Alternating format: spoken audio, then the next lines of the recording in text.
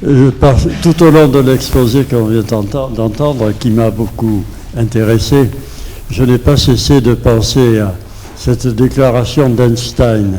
Vous nous avez dit « le bricoleur est content parce que ça marche ». Alors Einstein disait « la théorie, c'est quand je comprends tout, mais ça ne marche pas. La pratique, c'est quand ça marche, mais je ne comprends pas. » Alors, moi, je suis à la fois théoricien et praticien, je ne comprends pas et pourtant ça ne marche pas. Donc, il y avait une autre question, ou remarque en haut.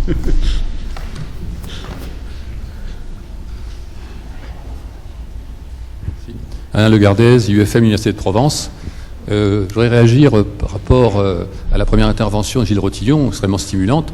Je suis de formation économiste et je continue de me poser la question suivante, et en plus à la suite de cette intervention, quelle est l'utilité, fût-elle marginale, de formalisation économique de type de celle sur laquelle vous appuyez pour éclairer les réflexions et l'action. Et étant l'un des tout premiers élèves de Serge Latouche, à Lille, il y a une dimension qui me semble, qui n'a pas été explicitée, c'est dès le départ le côté thanatos de l'économie, qui est le discours, d'après Latouche, le discours donc de l'économie capitaliste de type accumulation, etc. Donc toute cette dimension mortifère de l'économie, de notre société, de l'occidentalisation, etc. et qui permet peut-être aussi de comprendre le choix de la décroissance. C'est une dimension qui me semble être une sorte de fil rouge aussi du processus de pensée, en tout cas, de Serge Latouche. Est-ce qu'il y a d'autres questions? Ou peut-être qu'on peut regarder les réponses à la fin. Ça dépend s'il y a d'autres questions qui touchent le même sujet. Non? Bon, allez-y, s'il vous plaît. Bon, c'est une boussole. Ce que disent les deux modèles que j'ai présentés, ils disent une chose extrêmement simple. Ils disent, si vous voulez quelque chose qui dure, dans le sens le plus basique qu'on puisse donner au mot, que la vie continue. Bon. Il faut que les préférences sociales changent par rapport à celles qui s'expriment aujourd'hui à travers les choix que font les gens. Et il faut que les modes de consommation changent. Et au niveau de la société dans son ensemble, au niveau des 7 milliards d'habitants qui sont sur Terre. Bon, c'est le message qui, à mon avis, est fondamentalement derrière ces deux modèles-là. Or, c'est le message qu'à mon avis, personne aujourd'hui ne porte et ne comprend. Et donc, on discute de tous les problèmes que vous voulez.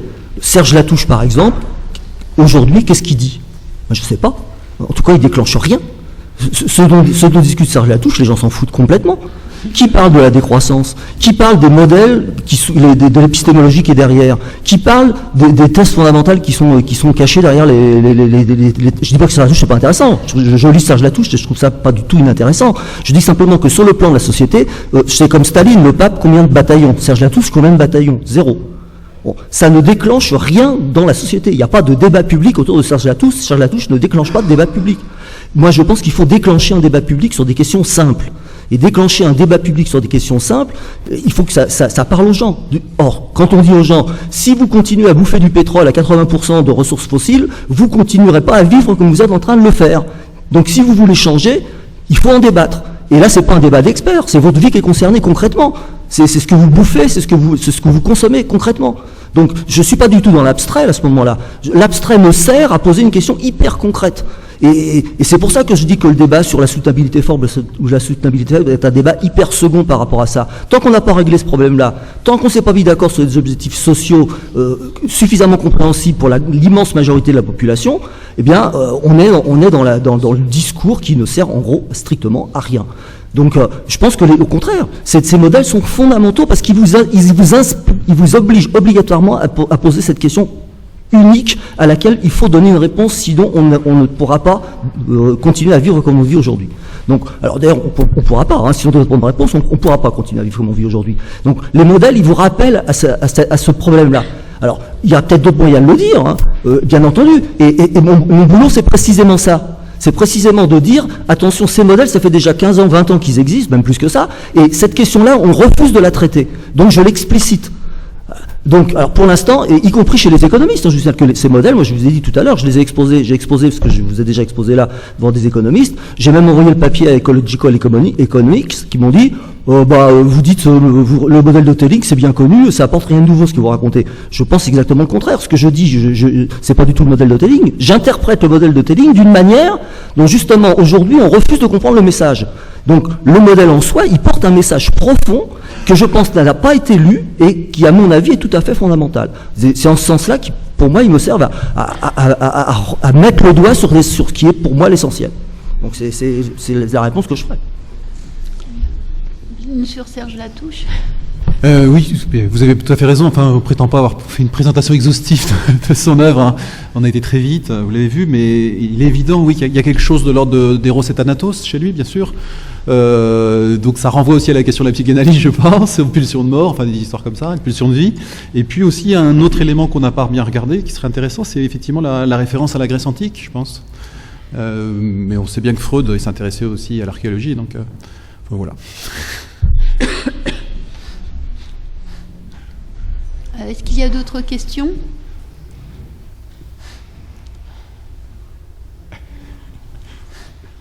Alors je vais prendre la parole pour une question beaucoup plus légère.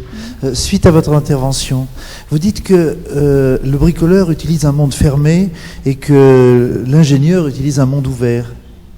Et j'avoue que si j'adore votre tableau, cette affirmation-là me gêne un peu.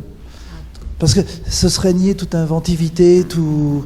j'ai plutôt l'impression que l'ingénieur reste un petit peu piégé par les outils dont il dispose et qu'il va pour le... Enfin, ou alors vous faites appel au génie créatif de l'ingénieur qui va créer des pièces nouvelles. Mais le bricoleur est tout autant inventif à mon sens.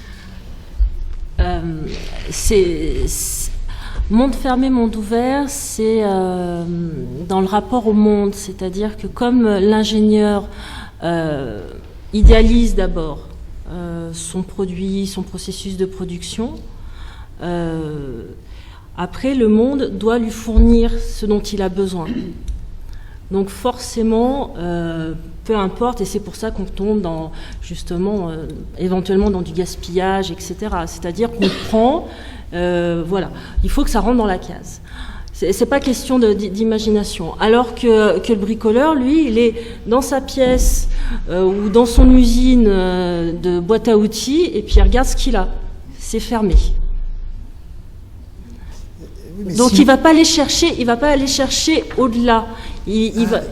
Pour moi, le bricoleur, s'il lui manque une pièce, il va penser que pour réparer la chasse d'eau, il va lui manquer une petite chaînette et qu'il l'a pas, donc il va devoir aller inventer. Oui, d'accord. Alors, d'accord. Dans les fonctionnalités là, monde ouvert, monde fermé, c'était par rapport le rapport à la ressource. Voilà, c'était pas matériel. Voilà. D'accord.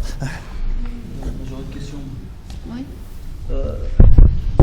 Sur l'histoire du bricolage, j'essaie de comprendre le message. Est-ce que le message, c'est de dire il faut arrêter d'être ingénieur, il faut devenir tous bricoleurs? Et si c'est ça le message, est-ce que ça veut dire qu'est-ce qu'on fait quand on dit qu'on consomme 80% de ressources fossiles? Comment on devient bricoleur quand l'humanité repose sur 80% de consommation de ressources fossiles?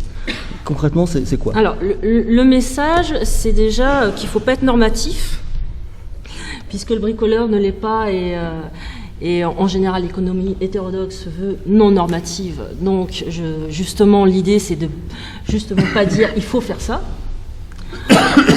C'est simplement de se dire que si on a des problèmes actuellement, c'est sans doute par une approche ingénieure du monde. Très certainement. Un peu normatif. Il faut changer ce comportement. Voilà. Et comment? Éducation. Non, mais quand je parlais tout à l'heure, ce qu'on apprend à nos étudiants en termes de business plan, etc., ça passe aussi par là. C'est-à-dire que si on continue à apprendre aux étudiants et à considérer que, voilà, on conçoit les choses et puis après on se débrouille bien pour trouver les ressources, mais qui vont pile dedans, ça, c'est plus possible. Et ça, on le sait. Donc, il faut renverser aussi, puis aussi le rapport à la théorie de la valeur, etc. Donc le message, c'est en fait, il y en a plusieurs, mais c'est essentiellement que c'est l'ingénieur et la conception du monde en tant qu'ingénieur qui est problématique. Maintenant, imposer à tout le monde d'être bricoleur, Ça, pour l'instant, j'en sais. Mais excusez-moi, c'est pas un petit peu aussi la stratégie du potier de Mitzberg, quand il étudie aussi les modalités de direction des managers, qui en gros, disons, une fois qu'ils sont sortis de l'école de commerce, qu'ils ont appris, ils jettent, disons, en gros au panier tout ce qu'ils ont appris et gèrent les choses, disons, en fonction de l'urgence. Voilà, absolument. J'avais une question pour Gilles Rotillon par rapport à... Tu es parti d'un modèle très simple, comme tu as dit, un modèle continu. Autrement dit, on part du zéro jusqu'à l'épuisement. Ça signifierait quoi d'aborder un tel modèle en discontinuité? Ce qui pourrait signifier qu'on a une source, une matière première, qu'on n'est pas forcément obligé d'épuiser, qui peut s'arrêter à un moment donné parce qu'on trouve autre chose, et à un moment donné, elle peut repartir. Donc on peut avoir des discontinuités entre les différentes matières premières qu'on pourrait utiliser. On aurait plusieurs fonctions, comme celle-ci, qui seraient juste liées à des changements brutaux ou non dans le choix qui est fait de société, de prendre tel ou tel usage de matières premières. Oh, mais ça a été fait, archi fait. Il y a des gestions de plusieurs stocks qui viennent à des découvertes aléatoires, qui arrivent en fonction de soit d'investissement dans la recherche et de l'exploration, etc. Bon, c'est des problèmes de gestion de ressources qui sont totalement résolus et on sait comment gérer ce type de ressources. Bon, à la limite, ça se pose vraiment résolu. Hein. Si je me dis qu'à un moment donné, je risque de trouver une ressource, même si je ne sais pas la date exactement, je sais comment gérer ma ressource actuelle en attendant cette découverte qui arrivera à un moment ou à un autre. Donc, la question aujourd'hui, c'est que justement, on ne sait pas vraiment si on va être capable de trouver un substitut aux ressources qu'on est en train d'utiliser. Donc, c'est ça le vrai problème. Le problème que tu poses, c'est le problème déjà supposé résolu. Si je sais à l'avance que de toute façon je trouverai... Claude Allègre, il dit ça. Claude Allègre, il dit, de toute façon, la technologie permettra de s'en sortir et l'homme est suffisamment génial pour sortir des problèmes qu'il a créés. Donc, et d'ailleurs, en l'occurrence, et je reviens à ma question principale, pourquoi le succès de Claude Allègre, pourquoi son bouquin a eu tant de succès sur le complot du GIEC, etc., alors qu'il est truffé d'erreurs? Parce que fondamentalement, le public, il veut ça. C'est une réponse qui est vachement pas anxiogène. C'est drôlement sympathique de se dire qu'on va trouver la solution. Et donc, même si on sait que le mec qui écrit ça, il est pas sérieux, que tout le monde a démontré que son truc était truffé d'erreurs, le message, lui, il fait plaisir aux préférences sociales actuelles. Il va dans le sens de ce que les gens, ils ont envie d'entendre. Donc, à partir de ce moment-là, il n'y a plus de problème. Effectivement, on va trouver un nouveau stock un jour quelque part d'autre chose. Et donc, après, si c'est plus que de la gestion, bah, ça passe, ça je sais faire. Il n'y a aucun problème. Parce qu'en fait, ces modèles ne pensent pas l'épuisement. Si on regarde bien, si on prolonge les choses, comme tu dis, c'est un ensemble d'outils, on sait faire, on change les matières premières. Donc au bout du compte, on ne pense plus la question de l'épuisement. Le modèle de Keating, il pense complètement l'épuisement. Là, il te le met dans la gueule, il te le dit, celui-là, tu t'en sortiras pas, mon pote. Il met l'accent que là-dessus. C'est un rappel têtu du réel, justement. Et aujourd'hui, on est dans ce réel-là, à mon avis. Alors, j'en profite, ça n'a rien à voir, mais je fais une toute petite incidence quand même. Je vous signale qu'il y a une quinzaine d'années de mémoire, il y a un article qui a été publié dans l'American Journal of Agricultural Economics qui s'appelle « Chicken or Eggs, who came first ?» et qui, sur une étude économétrique de données de ponte d'œufs dans le Minnesota ou l'Iowa, je ne sais plus, a trouvé que le sens de la causalité entre l'œuf et la poule était parfaitement clair. Alors, je ne sais plus lequel c'est, mais en tout cas, c'est un problème qui est réglé. C'est pas une question, c'est pas sur cette première découverte qui m'avait échappé, enfin, cette dernière découverte, c'est sur le bataillon de Serge Latouche et c'est ce que Gilles Rotillon vient de dire à l'instant, à savoir qu'il n'est pas simple apparemment de changer les préférences sociales. Bien sûr. Je dis qu'il faut en discuter. Et apparemment, le surgissement du réel n'est pas un facteur suffisant, en aucun cas, pour faire face... Sauf en période de crise intense. Alors là, on retrouve le mot au but, la décroissance, ou la terreur climatique, ou la fin des mondes, mise en scène, et il semble que même cela ne suffit pas, puisqu'on trouve secourable l'intervention d'Allègre, qui est lénifiante, puisqu'elle nous permet d'occulter ce réel sensible qui nous pète à la face. Pète à la face ne suffit pas. Non. Donc, pas pour l'instant. Ouais. Donc l'usage des modèles comme manière de poser cette question qui est effectivement centrale compte pas non plus beaucoup de bataillons. Non, bien sûr. Non. Je suis d'accord. Comme ça, je la touche. Non, mais je suis d'accord. Aujourd'hui, il n'y a pas de force sociale.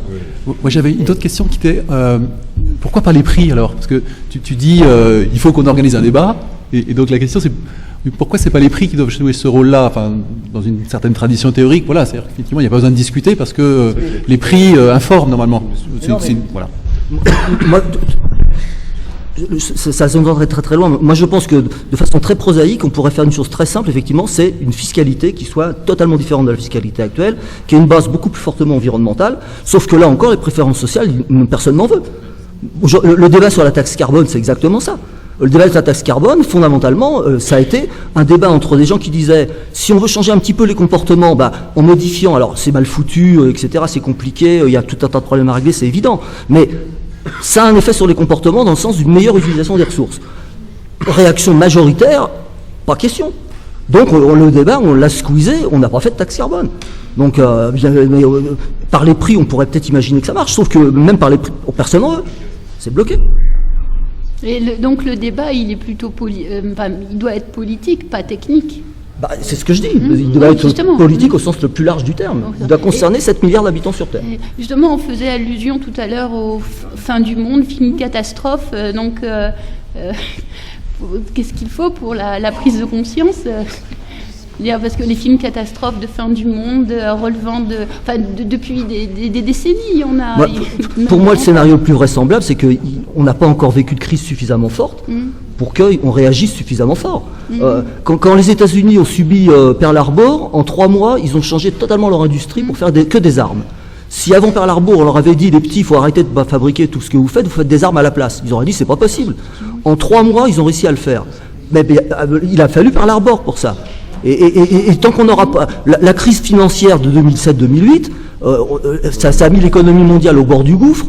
On a pris des mesures à minima pour continuer comme avant. Et donc on est en train de continuer comme avant. Et donc ça n'a pas été suffisant pour modifier de façon importante la marche de l'économie basée sur aujourd'hui fondamentalement une finance totalement dévoyée de ses objectifs fondamentaux. Donc la crise fondamentale, tant qu'on n'aura pas réglé ces problèmes-là, on va continuer bien évidemment. Donc si par contre ça avait vraiment débouché sur une crise très très importante, sûrement qu'on aurait pris des mesures plus fortes. Mais pour l'instant c'est pas le cas. On est au bord mais on ne le sait pas, donc on fait rien. Bon. Il y a Jean-Pierre Robin, qui est un mathématicien, qui a écrit la théorie de la viabilité, un bouquin très très intéressant qui résume ça d'un point de vue non technique, appelle ça le principe d'inertie. Quand vous avez un système vivant qui est soumis à des contraintes, et que si vous dépassez ces contraintes, vous mourrez, eh bien, tant que le système vivant ne pense pas qu'il est suffisamment près des contraintes, son comportement normal, c'est le maintien du statu quo. C'est le maintien du statu quo. Voilà. Et c'est même pas. Alors, quand on touche la contrainte, on réagit, mais on peut être très très près de la contrainte et s'imaginer qu'on n'est pas très près. C'est ce qu'on vit en ce moment. On est au bord de la contrainte, mais on pense qu'on n'y est pas, donc on continue comme avant. Oui, c'est assez pessimiste parce que bon. C'est réaliste. On a des... Si j'étais complètement pessimiste, je serais pas là. Oui. Mais justement, on a dépassé plusieurs contraintes par des conflits mondiaux dans le passé. La première, la deuxième guerre mondiale. On s'en est toujours sorti comme ça pour l'instant. Oui, jusqu'à présent, il n'y a pas eu d'autre façon de faire. Oui, une question où ? Ah, oui.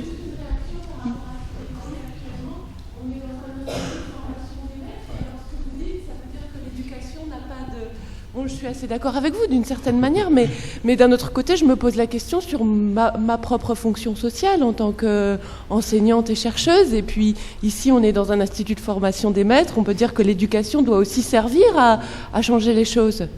Alors, non ? Bon, là-dessus, je vais en rajouter une couche. Je suis vraiment désolé.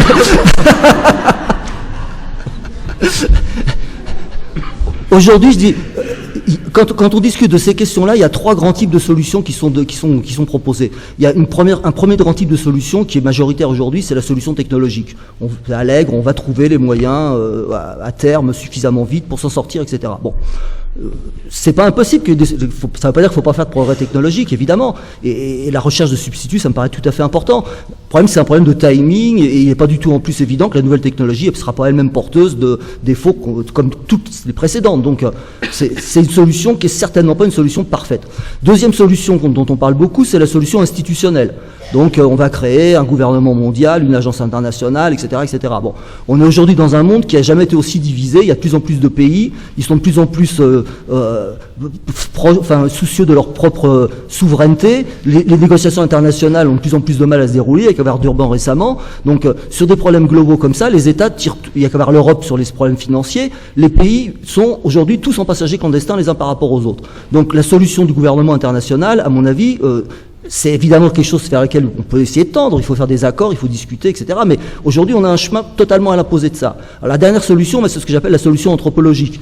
Alors, il y a la version forte, on va changer l'homme. Bon. Depuis le néolithique, l'homme, il se comporte de la même manière, il y a assez peu de chances qu'on arrive à le changer de façon fondamentale. Donc, la solution anthropologique faible, c'est on va faire de l'éducation.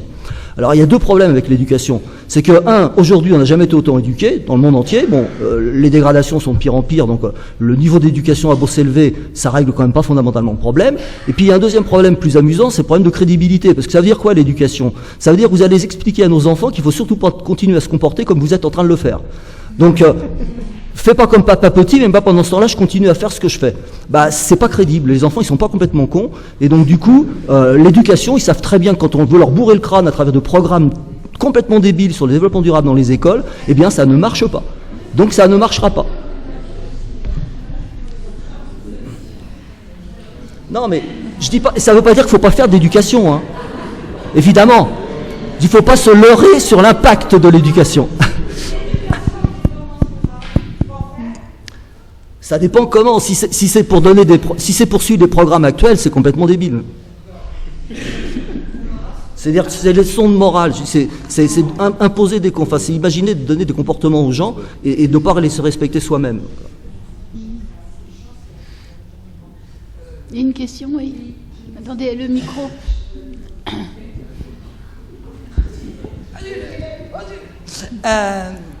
Hélène Levé, éducation, développement durable.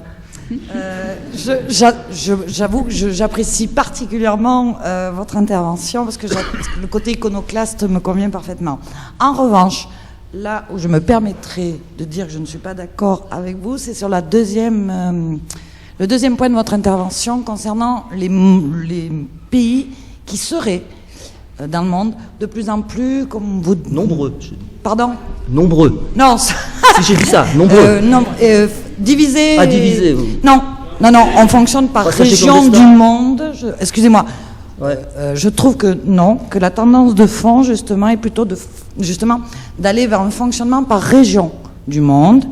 Et alors, on connaît les difficultés de l'Europe, etc., mais malgré tout, ça reste une utopie politique dont il faut s'emparer et qui serait peut-être quand même bienvenu de remettre au goût du jour. Oui. Non, je suis d'accord. Ouais. Je suis d'accord. Je dis simplement que c'est pas à l'ordre du jour aujourd'hui. C'est à l'ordre bien sûr que si. Non, mais même si. C'est ça. Bien sûr qu'il faut aller. C'est une utopie, bien sûr. Regardez, en ce moment, bien sûr, le léger dépassement de souveraineté, ce que ça engage comme polémique. Justement, c'est ce que je dis. Voilà, on est d'accord. Oui. Donc c'est bien une utopie et donc on y va bien. Et on parle de plus en plus je répète, de régions du monde et de moins en moins d'États quand même. Sur la grande tendance de fond. Et même sur le développement durable, même si effectivement il y a faites ce que je dis, pas ce que je fais, mais pas seulement à nos enfants, on le fait tous les jours. Oui. Et il y a quand même une prise de conscience type mondialisée. Voilà, c'est mon côté optimiste. Bien sûr, c'est vrai. Et idéaliste et formation. Mais qui n'est pas suffisante pour l'instant.